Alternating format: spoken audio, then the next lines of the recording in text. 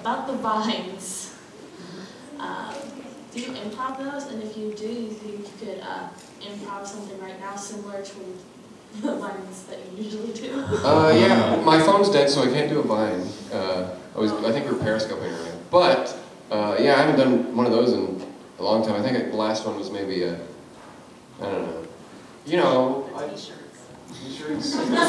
T-shirts. Oh yeah. I still haven't seen that. Well, I didn't just do a vine of the T-shirt carousel. Just T-shirts hanging on that ceiling fan, and then I put the circus music to it, which took all of like 30 seconds.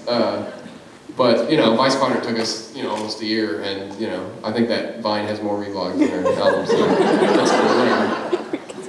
that's cool. That's my work of art. That's what I'm going to be known for. But like literally, that's my magnum opus. As far as the internet's concerned. But yeah, no, they're all improv, I guess. I don't remember what I do with them. I think the one that I get the most is the moon. It's full. That's when all the crazies come out, or something like that. And I'm putting like ketchup on a toothbrush. But I mean, there's some thought to it. It's improv like on the spot, but you just have to film once. You can still think about it, like what am I gonna do? And obviously it's not like the ketchup goes squirts all over the table. Literally, that stuff takes no time at all. So when you look like YouTube stars or those Vine stars, like how much effort are they putting into that? No. Yeah, it's pretty ridiculous. Some people are just naturally funny. I don't think I'm one of those people. Because how many Vines do I have? And maybe 2 of them, like, people laughed at? Vine's weird. It's a weird thing. But thank you for the Vine question. Hi, I was just wondering, do you guys ever get like writer's block when it comes to writing songs or working on the lore of the band? And if you do, what inspires you to get creative? It's a good question. Writer's block is a serious affliction. But hopefully it's temporary. Yes, no, totally, of course.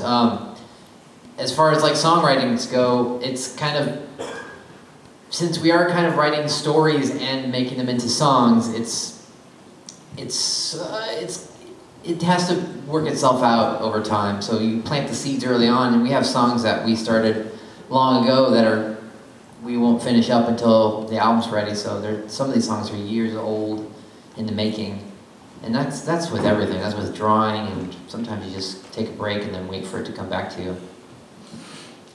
I think as far as making albums and stuff, I think we definitely have a back catalog of material at this point. So we definitely come up with new stuff, but even if we somehow weren't creating any music for a while, we still have such a, I do, of songs that's like, well, let's turn this one into an album song finally. Stuff like that. Setting a deadline helps.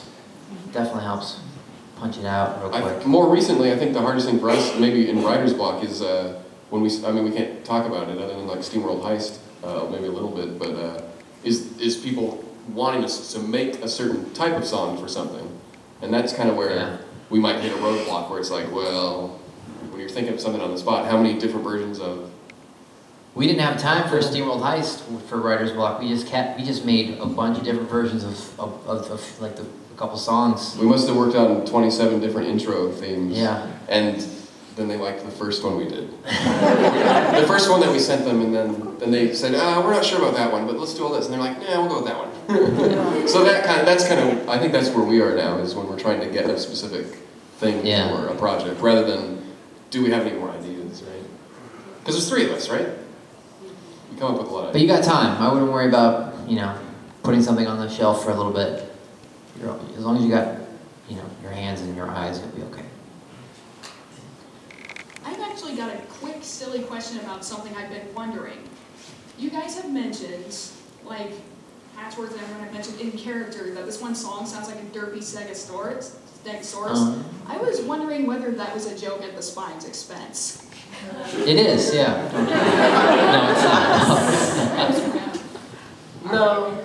I think they're both too right. I mean, we're supposed to. When were we going to add the Stegosaurus in? Well, I don't know. I haven't made it into a movie file yet because QLab can't play JPEGs. But we don't even do that bit anymore. It started. No, it was. I made a bunch of songs for in between songs to play, and they just. I think it was Bunny or David. They said this sounds like Derpy Stegosaurus music, and it just stuck. And then we made an art prompt. I made an art prompt to draw Derpy Stegosaurus.